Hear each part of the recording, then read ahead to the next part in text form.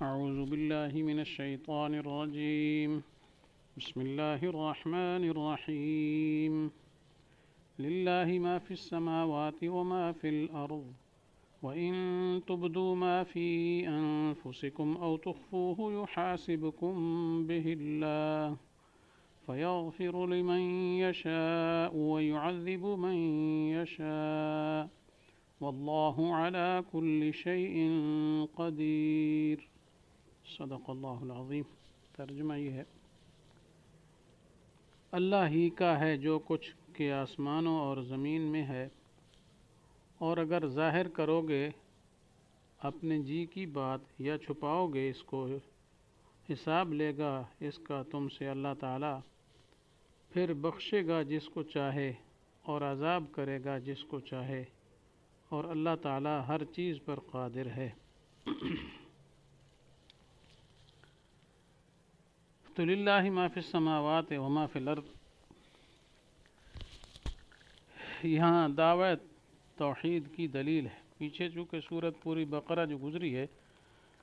اس میں دعوی توحید ذکر ہو چکا 3 دفعہ، اس پر دلیل عقلی بھی ذکر کی جاتی رہی، مختلف موقعوں پر مختلف دلائل ذکر ہوئے، تو یہ آخر میں یہ دلیل عقلی ہے، آخری رکوع شروع ہو گیا ہے کہ اللہ ہی کے لیے ہے جو کچھ آسمانوں میں ہے اور زمین میں۔ مقصد یہ ہے کہ یہاں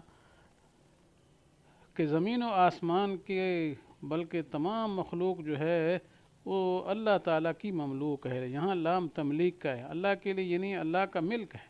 تو ساری کی ساری کائنات، ساری کی ساری مخلوقات، چاہے وہ زمینوں میں ہے یا آسمان میں ہے یا جہاں کہیں ہے، وہ سب اللہ تعالیٰ کا ہی ملک ہے۔ یہ تو جب اللہ کا ملک ہے تو پھر تصرف اور قبضہ بھی اسی کا ہے، اختیار بھی اسی کا ہے اور کسی کے نہیں ہے، کیونکہ یہاں للہ میں جو ہے خبر مقدم ہے اور ما فی السماوات و ما فی الارض مبتدا مؤخر ہے،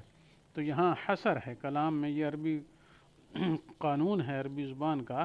یہ کہ حصر ایسے موقعوں میں، تو مقصد یہ اللہ ہی کے لیے اور کسی کے لیے نہیں ہے، تو ملک بھی سارا اللہ تعالیٰ کا ہے اور تصرف اور اختیارات بھی اور قبضہ بھی سب اللہ تعالیٰ کا ہے اور کسی کا نہیں ہے۔ تو لہذا جب یہ ملک بھی اسی کا، قبضہ بھی اسی کا، تصرف بھی اسی کا، تو اب عبادت بھی صرف اسی کی ہونی چاہیے، سور و پکار صرف اسی کی ہونی چاہیے، اسی کی دروازے پر سر جھکانا چاہیے اور کسی دروازے پہ کیا ہے نہیں جانا چاہیے، صرف اللہ کے ہی سے اپنی حاجات کو مانگا جائے، کسی غیر کے در پر کیا ہے ما فوق الاسباب حاجات کو نہ کیا ہے مانگا جائے۔ تو بہرحال یوں یہ دلیل عقلی ہے اللہ تعالیٰ کی توحید پر۔ اس کے بعد وَإِن تُبْدُوا مَا فِي أَنفُسِكُمْ أَوْ تُخْفُوهُ يُحَاسِبْكُم بِهِ اللَّهُ، اگر تم چھپاؤ جو تمہارے دلوں میں ہے یا ظاہر کرو تو اللہ تعالیٰ تم سے اس کا حساب لیں گے۔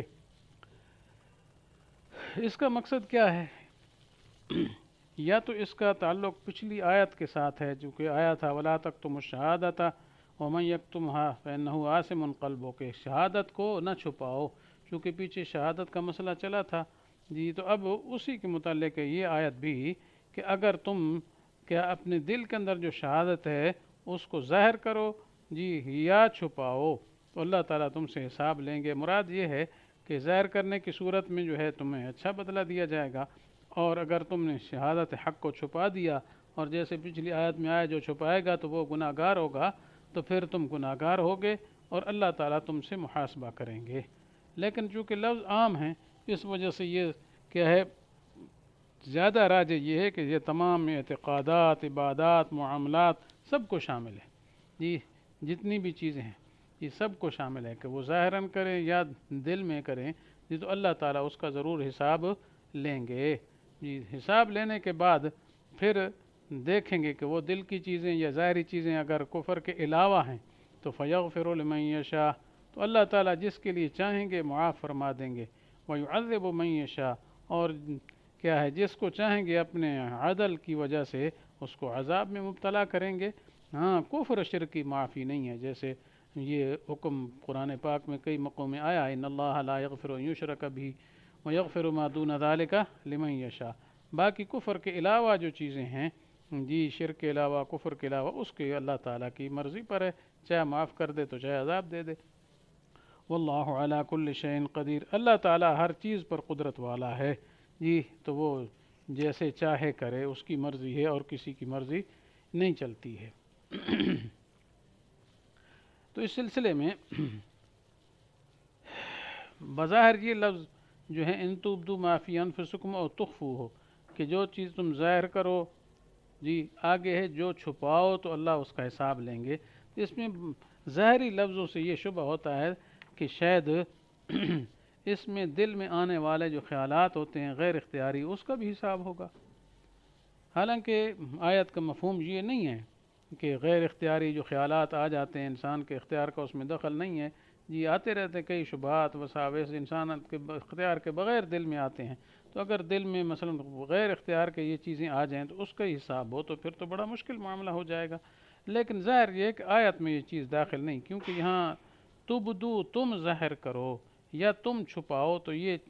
خود ظاہر کرنا خود چھپانا تو یہ اختیاری فعل ہے، یہ ابداع ہے، اخفاء ہے، یہ اختیاری فعل ہے، تو اس لیے آیت سے مراد غیر اختیاری ہیں ہی نہیں۔ لیکن چونکہ ظاہر لفظوں میں ایسے تھا تو اس وجہ سے صحابہ کرام کو بھی شبہ پیش آ گیا تھا کہ صحابہ کرام نے چونکہ آیت مذکورہ کے ظاہری الفاظ میں دونوں قسم کے خیالات داخل ہیں، اختیاری بھی اور غیر اختیاری، تو اس لیے جب یہ آیت نازل ہوئی تو صحابہ کرام کو بہت سخت فکر لائق ہو گیا اور غم لائق ہو گیا کہ اگر غیر اختیاری خیالات وساوس بھی ایسے ہوں کہ ان پر مواخذہ ہونے لگے تو پھر کون نجات پائے گا، کیونکہ انسان کا دل تو ہر وقت گھومتا رہتا ہے، مختلف خیالات آتے ہیں اور جاتے ہیں، آتے ہیں اور جاتے ہیں، کوئی غیر اختیاری ہوتے ہیں، کچھ اختیاری ہوتے ہیں، تو جو غیر اختیاری پر مواخذہ ہوا تو پھر تو بڑا مسئلہ خراب ہے۔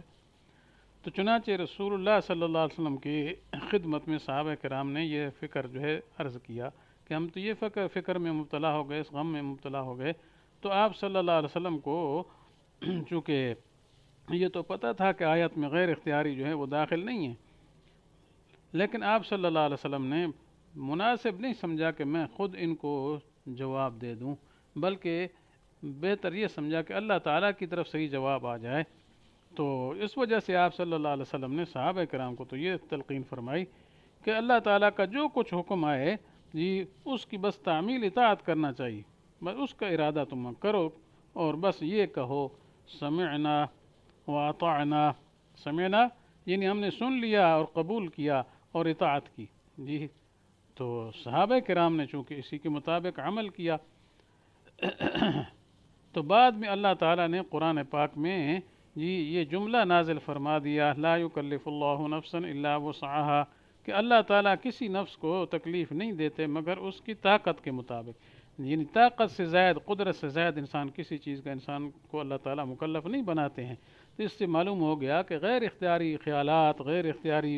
وساوس جو ہیں ان پر مواخذہ نہیں ہوگا۔ تو جب یہ آپ صلی اللہ علیہ وسلم سے سن لیا تو یہ آیت بھی آ گئی، تو پھر صحابہ کرام کو مکمل اطمینان حاصل ہو گیا۔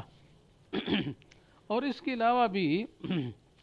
یہ آیت جو آگے آ رہی ہے لا یکلف اللہ نفسا الا وسعها، اس طرف بھی اشارہ ہے، چونکہ یہ صورت ایسی ہے جس کے اندر بہت زیادہ احکامات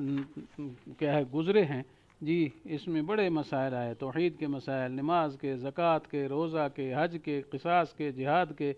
انفاق کے جی، اور اسی طریقے سے طہارت ہو گئی، طلاق کے مسائل آئے تھے، عدت کے آئے تھے، خلا کے آئے تھے، شراب کی حرمت کے متعلق اشارہ آیا تھا، اس طرح سود کے متعلق، باقی قرض کے کل پڑھے سبق پچھلے سبق میں لین دین کے مسائل، یعنی اس صورت میں بہت زیادہ تفصیل آئے گی، بہت زیادہ تفصیل آئی، اور بیان بھی تفصیلی انداز میں آیا، چونکہ قرآن پاک کی یہ سب سے بڑی صورت ہے۔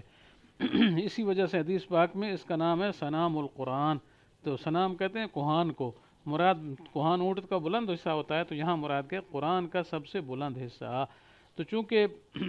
یہ سارے احکامات آ گئے تھے تو اللہ تعالیٰ آخر میں یہ فرما رہے ہیں جی کہ یہ نہ سمجھو کہ یہ کوئی احکام جو ہے مشکل ہیں، تم نہیں کر سکتے ہو، بلکہ مقصد اس کا یہ ہے کہ یہ سارے کے سارے احکام جو تمہیں دیے گئے ہیں یہ تمہاری قدرت میں ہیں، کیونکہ اللہ تعالیٰ کیا ہے انسان کو مکلف بناتا ہے تو انہی چیزوں کو مکلف بناتا ہے جی جو انسان کے بس میں ہو، اس کی وسعت اور طاقت اور قدرت میں ہو، کوئی ایسا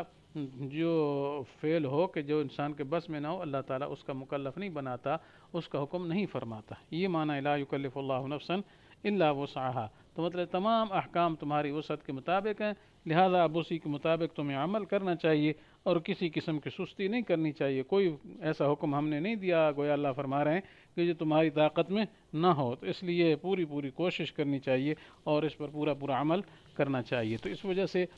یہ اگلی آیت جو آ رہی ہے سمعنا واطعنا اور لا یکلف اللہ نفسا الا وسعها، یہ اس کا مفہوم بھی یہاں کیا ہے ذکر کیا گیا۔ تو بہرحال اس کو ناسخ بنانے کی ضرورت نہیں، بعض مفسرین ناسخ بنایا ہے کہ پہلے ان تبدوا ما فی انفسکم وتخفوا یحاسبکم بہ اللہ، اس میں ہر قسم کے خیالات شامل تھے، پھر لا یکلف اللہ نفسا الا وسعها سے کیا ہے اس میں نسخ آ گئی کہ جو غیر اختیاری وہ اس میں شامل نہیں ہے، لیکن راجح قول یہی ہے کہ نہیں، ان تبدوا ما فی انفسکم وتخفوا میں داخل ہی نہیں تھے سرے سے غیر اختیاری خیالات، لیکن صحابہ کرام کو ظاہری الفاظ سے تھوڑا سا کیا ہے فکر لاحق ہوئی تو آپ کے دربار میں پہنچ کر یہ عرض کر دیا، جیسے ابھی میں نے تفصیل سے عرض کر دیا، تو آپ صلی اللہ علیہ وسلم نے فوری جواب نہ دیا اور آیت آ گئی تو صحابہ کرام کو کیا ہے مطمئن کر دیا گیا کہ یہ غیر اختیاری خیالات جو ہیں وہ اس میں داخل ہی نہیں ہیں۔ تو بہرحال یہ ایک آیت ہے، اللہ تعالیٰ سے دعا ہے کہ اللہ تعالیٰ اس پر عمل کرنے کی توفیق نصیب فرمائے۔ وآخر دعوانا ان الحمد للہ رب العالمین۔